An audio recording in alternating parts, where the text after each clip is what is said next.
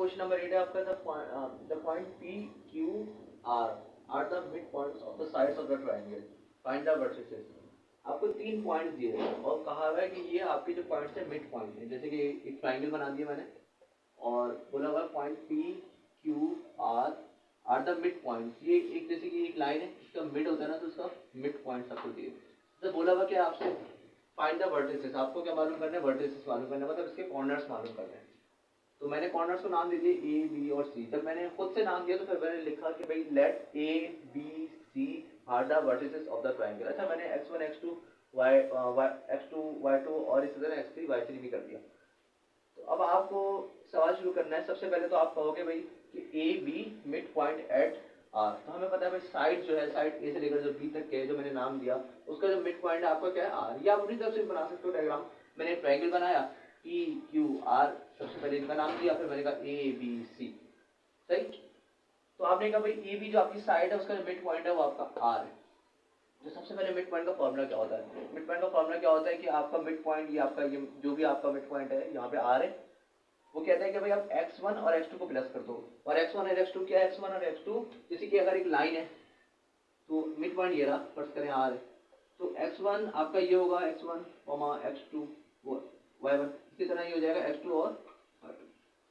ये आपके दोनों x1 और x2 को प्लस कर दो, y1 और y2 को प्लस अगर हम कर दें तो आपका मिड पॉइंट निकल जाता है। तो x1 और x2 को प्लस कर देते हैं, समझ में भी आ रहा है कि भाई जो भी डिस्टेंस हमारा x का है और जो x2 का है, उन दोनों का अगर हम हाफ ले लें उन दोनों का, तो हमारा क्या निकल जाएगा? मिड पॉइंट निकल जाएगा। इसी तरह y में भी करा है, दोनों को हमने x1 और x2 को प्लस करना है। सही। फिलहाल तो x1 और x2 है ही नहीं, मतलब हमें तो उनके वर्टिसेस मालूम करना है, मतलब उनके कॉर्नर्स मालूम करना है। यही तो चीज मालूम करनी है, ए बी और सी। आपके पास इधर से मिड पॉइंट है, तो जो है उसके मुताबिक हमने काम करा कि आपके पास मिड पॉइंट था, आपने वो पुट करा -1 और 4। उसके बाद हमने फॉर्मूला पुट कर दिया। अच्छा, ये फॉर्मूला जो है, ये क्योंकि आपको पता है कि ये जो चीज़ है ना, ये पूरी चीज़ ये आपकी x के लिए है और ये जो पूरी चीज़ है ये y के लिए। इसी तरह ये पूरी चीज़ x के लिए, ये पूरी चीज़ y के लिए। तो हमने कंपेयर कर दिया। हमने कहा भाई इम्प्लाइज दैट जो -1 है वो इस टर्म के बराबर है और जो 4 है वो इस टर्म के बराबर है। तो मैंने इम्प्लाइज दैट का साइन डाला, मैंने कहा -1 बराबर है x1 plus x2 divided by 2। तो ये टर्म हो गई। इसी तरह मैं y के साथ करूँगा, 4 बराबर है y1 plus y2 divided by 2। 4 बराबर हुआ इम्प्लाइज दैट के बाद y1 plus y2 divided by 2। तो फिर क्या कर रहा है, यहाँ पे हमने a2 इधर डिवाइड होता जगह मल्टीप्लाई हो गया। फिर उसके बाद हमने इक्वेशन को, ये -2 हो गया, इक्वेशन को मैंने घुमा दिया, इक्वेशन नंबर 1 का नाम दिया। ऐसी आपकी 6 इक्वेशंस बनेंगी। 6 इक्वेशंस की मदद से आप 6 अननोन मालूम करेंगे। क्योंकि हमें मालूम क्या करना है, हमें x1 मालूम करना है, x2 मालूम, वो x1 y1 मालूम करना है, x2 y2 मालूम करना है, और हमें इसी तरह x3 और y3 मालूम करना है। तो आपको 6 चीज़ें मालूम करनी है। तो इक्वेशंस भी कितनी चाहिए होंगी? 6। अभी कितनी आई है? 2 आई है। अच्छा, ये 2 उधर जाके इसने ऐड कर दिया, फिर मैंने इक्वेशन घुमा के 2 दे दिया। अब इसी तरह हमने ए और बी का करा मिड पॉइंट निकाला है जो आर पे था, इसी तरह हम करेंगे बी और सी के लिए, जिसका कहाँ पे? क्यू पे। तो यहाँ पे मैंने लिखा side B C mid point at Q. जो यहाँ पे लिखा हुआ बी सी आपकी साइड है, मिड पॉइंट आपका क्यू पे है। तो वही आपने मिड पॉइंट का फॉर्मूला लगाया। मिड पॉइंट आपका 2 -1 था। उसके बाद हमने ये दोनों चीजें लिखी। अच्छा, यहाँ पे 2 और 3 है, क्यों? क्योंकि ये 2 है और ये 3 है, इस चीज का ख्याल रखना है। 2 और 3 का ख्याल रखना है काफी इसके अंदर। फिर भाई हम इसको कंपेयर कर देंगे। अब इसी तरह हमने इक्वेशन, मतलब इन दोनों के लिए इक्वेशन सॉल्व करी, बी और सी के लिए। तो बी आपका जो यहाँ पे जो मिड पॉइंट है वो आपका क्यू है, तो 2 -1 आपका यहाँ पे मिड पॉइंट है। तो अब एक्स के लिए मैंने क्या करा, उसको दोनों को सेपरेट कर दिया, यहाँ पे 2 और वहाँ पे -1 वाई के लिए। तो फिर हमने इसको कंपेयर करा, तो 2 to the 4, यहाँ पे 4 आ गया। ये x2 और x3 यहाँ पे है, तो यहाँ पे -1 है। इसी तरीके से दोनों को मल्टीप्लाई करेंगे, यहाँ पे -2 आ जाएगा। ये आपकी इक्वेशन नंबर 3 और इक्वेशन नंबर 4 बन जाएगी। मैंने कहा 6 इक्वेशन बनेगी, मुझे अननोन भी 6 मालूम करना है।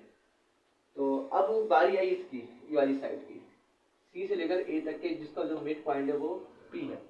तो हमने कहा भाई पी आपका मिड पॉइंट है, और यहाँ पे सी से लेकर ए तक के आपका जो x3 y3 और x1 और y1 है। तो हमने इन दोनों को सम कर दिया।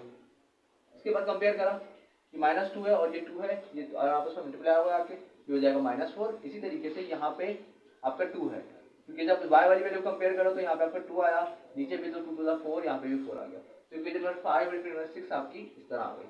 उसके बाद आपको क्या करना है, उसके बाद आपको तमाम x वाली टर्म को ऐड करना है, तमाम y वाली टर्म को ऐड करना है। तो जो सारी आपकी जो ऑड टर्म्स है वो आपकी x वाली है, और सारी इवन टर्म्स आपकी y वाली है। तो वैसे भी देख लेना, कुछ नहीं फर्क पड़ता। 1, 3 और 5 अगर मैं ऐड कर दूं तो ये सारी जैसे कि हमारे पास इक्वेशन नंबर 1 ये लिखी हुई, क्योंकि वो बोर्ड चेंज हो गया इस वजह से यहाँ पे मैंने लिख दी थी x1 और इन दोनों का सम -2 के बराबर होता है। तो ये पहली टर्म है, ये पहली इक्वेशन है, इसका सम। दूसरी इक्वेशन आपकी ये रही, यहाँ पे लिखा हुआ है, ये लेफ्ट हैंड साइड है सबकी।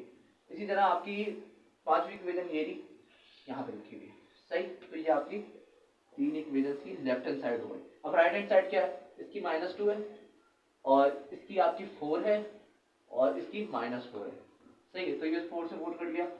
तो उसके बाद हमारे पास x1 11 दो है, हर चीज का पेयर पेयर है, तो ये सम हो जाएगा, ये भी प्लस हो जाएगा, x2 ये भी प्लस और यहाँ पे भी 2 आ जाएगा। सबसे 2 कॉमन आ जाएगा तो 2 बाहर निकल गया, यहाँ पे -2 था, 2 से 2 कटा, x1 इन सब का जो सम है वो -1 के बराबर आ गया। इसी तरह हमें इवन टर्म्स को और प्लस करना है, वहां से हम बिल्कुल सेम प्रोसीजर करके क्या निकालेंगे, y1 y2 और y3 बराबर वो निकालेंगे। इवन टर्म्स से उनको प्लस कर दिया y निकालने की वजह से। तो जितनी भी आपकी सारी इक्वेशंस मैंने लिखी हुई हैं, जितनी भी इवन टर्म्स है आपको प्लस करना है, पहले क्योंकि हमने x निकाला है सारी और टर्म को प्लस करने के लिए, अब हमें सारी इवन टर्म्स प्लस करनी है y निकालने के लिए। सबको हमने प्लस कर दिया, लेफ्ट हैंड साइड की तरफ, राइट हैंड साइड की तरफ। यहाँ पे आपका 8 था, 8 आ गया, यहाँ पे आपका -2 और यहाँ पे 4 तो -2 और 4। ये वाली साइड यहाँ से प्लस हो जाएगी, सारे के सबके पेयर से तो 2 हो जाएगा, 2 कॉमन भी आ जाएगा। यहाँ पे सॉल्व करेंगे तो आपका 10 आएगा और फिर उसके बाद 2 और 10 कट जाएगा, 5 आ जाएगा। तो इक्वेशन नंबर बी कॉम्प्रिहेंसिव आपकी बन जाएगी y के लिए। और इक्वेशन नंबर ए हमारी जो दूसरे बोर्ड के अंदर थी, मैंने यहाँ पे लिखी। फिर आपको क्या करना है, ये थोड़ी टेक्निकल चीज़ है। फिर आपको करना है कि आपको इन इक्वेशन से देखना है। देखिए ये आपके पास इक्वेशन है, इस इक्वेशन के अंदर 1 और 2 दोनों चीज़ें, और आपके पास जो कॉम्प्रिहेंसिव इक्वेशन है एक ही जिसमें तीनों ही चीज़ें आ रही हैं, उसमें देखिए ये 1 और 2 है। तो अगर मैं पुट कर दूं इक्वेशन नंबर 1 को इक्वेशन नंबर ए के अंदर, तो इसकी जगह आपका नंबर आ जाएगा -2, तो सिर्फ ए के नॉन रह जाएगा x3, तो फिर आपकी x3 की वैल्यू वहां से आ जाएगी। तो बिल्कुल मैंने यही करा, मैंने पुट इक्वेशन नंबर 1 इनटू ए, तो -2 पुट कर दिया मैंने, x3 ये -2 उधर जाके प्लस का हो जाएगा, प्लस का 2 और -1, तो ये आपका आंसर यहाँ पे 1 आ जाएगा। मतलब x3 आपके पास आ चुका है जो है 1। अब आपको क्या करना है, अब आपको बाकी की चीजें निकालनी है। अब आप देखें x3 कहाँ पे, सबसे पहले तो देखें x वाली टर्म कौन सी, क्योंकि x का वर्किंग कर रहे हैं, तो ये x की, ये एक x की इक्वेशन है, ये एक x की इक्वेशन है। तो अब x3 मैं कहाँ पुट करूँ जब मेरे पास दूसरी चीज आ रही है, इसमें तो x3 है ही नहीं, इसमें x3 है और इसमें x3 है। अगर मैं इसमें x3 पुट करता हूँ तो x2 मालूम हो जाएगा, क्योंकि इक्वेशन तब सॉल्व होती है जब सिर्फ एक अननोन होता है, 2 अननोन है तो सॉल्व नहीं हो रही इस वक्त यहाँ पे। तो मेरे पास x3 है तो मैं x3 इधर पुट करूंगा, मैं पुट करता हूँ x3 इन इक्वेशन नंबर 3। तो यही करा है मैंने कहा पुट इन इक्वेशन नंबर 3, तो आपकी इक्वेशन नंबर 3 ये रही, सही है। आपके पास x2 की वैल्यू थी, सॉरी आपके पास x3 की वैल्यू थी, तो x3 की जगह आपने 1 पुट कर दिया, वो क्या था 1 था, 1 पुट करा तो आपके पास x2 आ जाएगा, ये 1 उधर जाएगा, माइनस का हो जाएगा तो 3 आ जाएगा। अब आपके पास x2 आ चुका है, अब x3 आ गया, x2 आ गया, अब x1 आपको निकालना है। जैसी बात आपको तीनों चीज निकाली थी, मैंने पहले बताया था, आपको निकालना है x1 x2 x3 y1 y2 और y3, ये तीनों चीजें आपको निकालनी है, 6 चीजें। तो अब आपके पास x2 आ गया, अब x2 हम कहाँ पुट करेंगे, x1 जो रह गया सिर्फ से वो आ जाए, तो पहली का अगर मैं पुट कर दूं तो x2 की वैल्यू अगर पुट करूंगा जो है कि आपके पास 3, तो मैं लिखूंगा पुट इन इक्वेशन नंबर 1। जब हम पुट करेंगे तो आपकी इक्वेशन नंबर 1 ये रही, x2 की वैल्यू क्या थी 3, x2 की जगह आ गया 3, ये 3 उधर जाएगा, माइनस का हो जाएगा, -2 -3 -5, तो पूरा x का काम तमाम हो गया। अब बारी है y की, बिल्कुल सेम y के लिए करेंगे। हमारे पास क्या है, हमारे पास एक इक्वेशन ये रही 1 और 2 की, और इसी तरह मेरे पास y की इक्वेशन ये रही कॉम्प्रिहेंसिव 1 और 2। अब वो 1 और 2 जो 8 के बराबर है वो इधर पुट कर दूं तो x3 की वैल्यू इधर से आ जाएगी, तो वही करा मैंने कहा पुट सेकंड इक्वेशन जो कि सेकंड थी, put second equation in comprehensive b के अंदर पुट करी तो ये 1 और 2 की जगह मेरा 8 आ गया, x3 y3 की वैल्यू यहाँ से आ जाएगी, ये इधर प्लस का उधर जाएगा माइनस का हो जाएगा, माइनस का 8 और प्लस का 5 माइनस का 3 आ जाएगा। अब मेरे पास y3 की वैल्यू आ गई, अब मुझे रिक्वायर्ड y2 और y1 निकालना है। अब आप y3 लेके गए, इन बाकी इक्वेशंस के पास कौन सी से निकल जाए, तो देखिए इसके पास y3 है, इसके पास देखें, और इसके पास y3 है, तो अगर इधर y3 पुट करते हैं तो y2 आ जाएगा। अब 4 में अगर हम पुट करें, जैसे कि इसमें हम पुट करें कि इसमें अगर हम फर्स्ट 4 में पुट करा मैंने, तो y2 ये ना, y2 आपको ये रहा, y3 की वैल्यू आपकी क्या है -3, तो -3 इधर हमें पुट करो, -3 उधर जाके हो जाएगा लेस का 3, -2 और 3 1 हो जाएगा। अब y2 आ गई, y2 की वैल्यू आई तो y2 की वैल्यू हम इसमें पुट कर सकते हैं, इसमें पुट करेंगे तो y3 आ जाएगा, y3 तो हमारे पास है, हमें y1 मालूम करना है, तो देखेंगे y1 किसके पास है, y1 इसके पास है, y1 इसके पास है, तो हमारे पास क्या है y3 है, तो y3 आप पुट करते हैं y1 के अंदर तब भी आ जाएगा।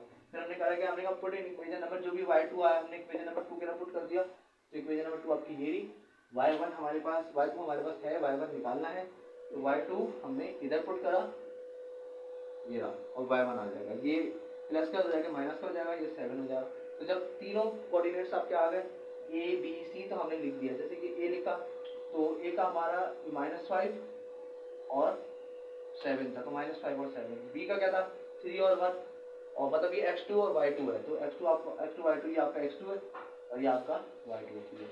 इसी तरीके से हमारा 1 और -3, 1 और -3